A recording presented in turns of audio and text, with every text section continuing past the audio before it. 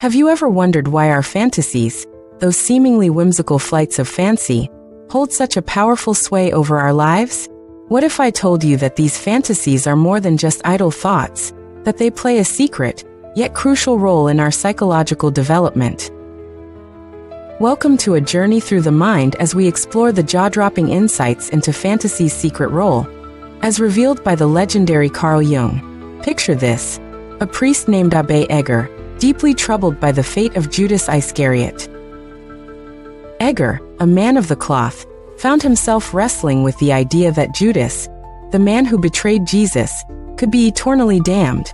This inner conflict led him down a path of profound introspection. But what does this have to do with fantasy, you ask? Well, Egger's struggle was not just about Judas, it was about himself. He was using the story of Judas as a mirror to reflect his own doubts and desires, seeking a way to reconcile them with his faith. Carl Jung, the father of analytical psychology, would argue that Egger's fascination with Judas was not a mere historical curiosity, but a projection of his own unconscious tendencies. Jung believed that our conscious fantasies, like Egger's, are woven from mythological material and serve to highlight aspects of our personality that we may not yet recognize or have long since forgotten. These fantasies are not to be taken literally, but should be interpreted for their deeper meaning. Now let's take a step back and consider this. How many of us have been captivated by a story, a character, or a myth that seemed to resonate deeply within us? Have you ever felt a strange kinship with a hero, or even a villain from a tale? This is no coincidence. According to Jung, there are typical myths that help us work through our personal and collective complexes. Just as every Greek carries a bit of Oedipus and every German a bit of Faust, we too carry pieces of these archetypal stories within us. But why do these myths and fantasies hold such power over us? The answer lies in the collective unconscious, a concept that Jung introduced to explain the shared, universal aspects of the human psyche. This collective unconscious is a repository of images and themes that have been passed down through generations, forming the basis of our shared mythology.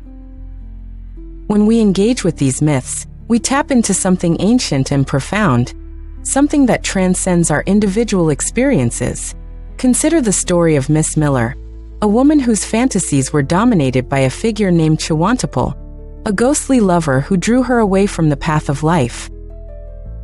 In Jung's analysis, Chewantipole was not just a figment of her imagination, but a manifestation of her unconscious desires. He represented what Miss Miller wished to do, but could not bring herself to do in her conscious life. This fantasy was compensatory, acting out the scenarios that her conscious mind resisted. Jung's insights into fantasy reveal a fascinating paradox. While fantasies may seem chaotic and irrational, they often serve a purpose. They allow us to explore possibilities that we might not dare to pursue in reality. They give voice to our secret thoughts and desires, acting as a bridge between the conscious and unconscious mind. But there's a catch. If we become too entangled in these fantasies, we risk losing our grip on reality, much like Theseus and Perithous, who ventured into the realm of the mothers and found themselves unable to return. So, how do we navigate this delicate balance between fantasy and reality? Jung suggests that we must learn to interpret these fantasies, to use them as a tool for self-discovery rather than a means of escape. Our culture, however, often dismisses the products of the psyche as frivolous or suspect, valuing only what has immediate material benefit. Yet, if we ignore these unconscious contents, we miss out on a wealth of insight into our own nature. The hero of our fantasies, whether it be Chewantipole or some other figure, acts as a proxy for our conscious selves. He embodies the actions and decisions we wish to make, but are unable to. In this way, our fantasies become a stage where the drama of our inner conflicts is played out. They are a testament to the struggles and aspirations that we may not even be aware of. Jung's exploration of fantasy challenges us to reconsider the role these mental constructs play in our lives.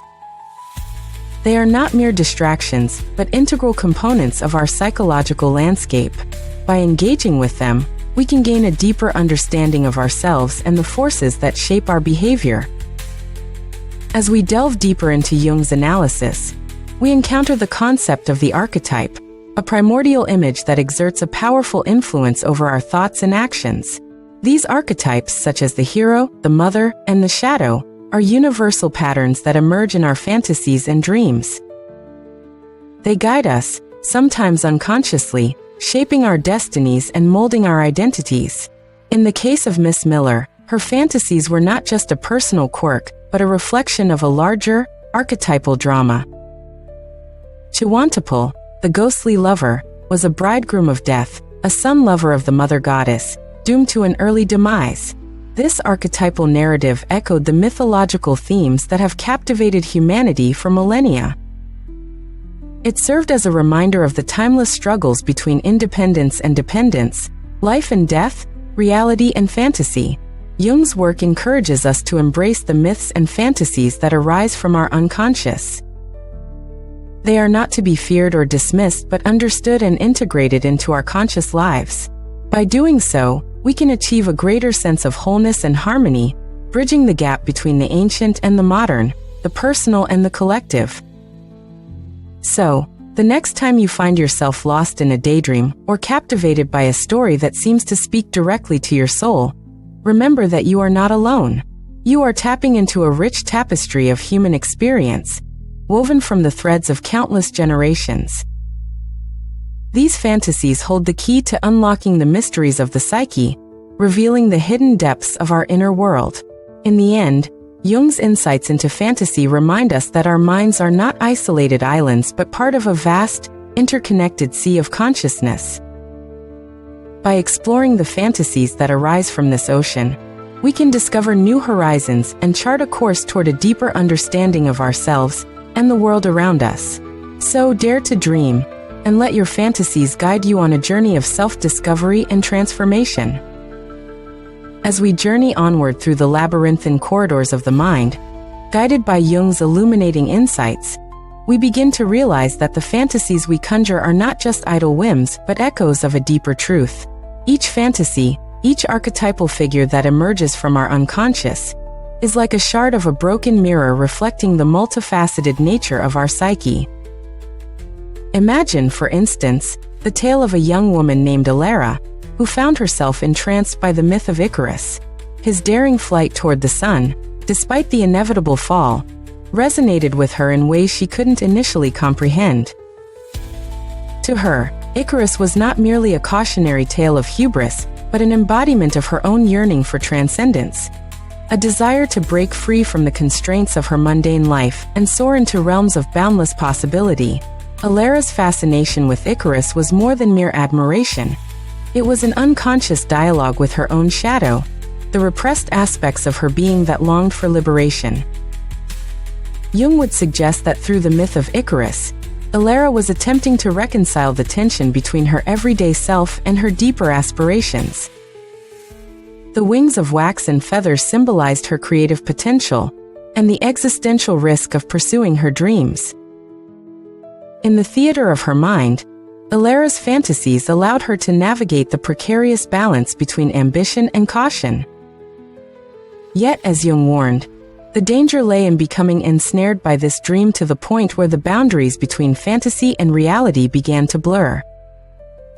The story of Icarus served as both inspiration and admonition, a reminder of the heights one could reach and the perilous descent that awaited those who ignored the limits of their mortal coil. Jung's exploration of the unconscious compels us to delve deeper into the narratives that captivate us.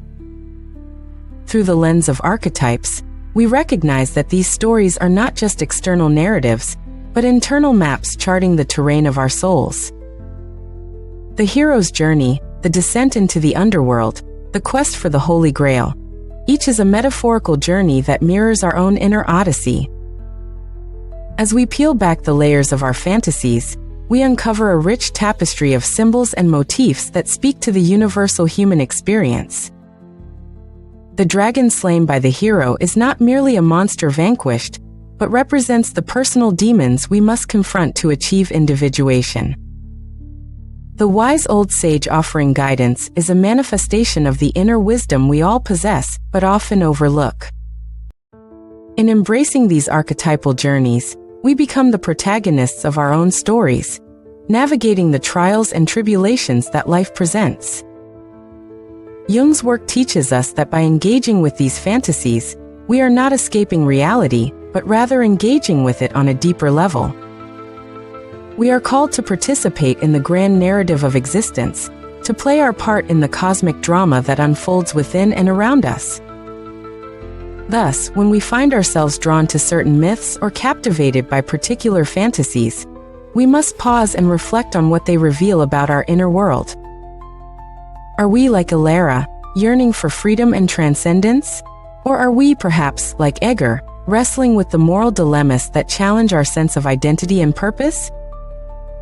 The stories we tell ourselves, the fantasies we indulge in, are not mere distractions but profound explorations of the self. They invite us to confront the unknown, to embrace the mystery of our existence, and to seek the wisdom hidden within the shadows of our psyche. In this light, Jung's insights into fantasy become a call to action, a reminder that we are the dreamers and the dreamed, the creators and the created. By engaging with our fantasies, we embark on a journey of self-discovery, one that leads us to the heart of who we are and what we might become. So let us dream boldly, for in our dreams lie the seeds of transformation and the promise of a life fully lived.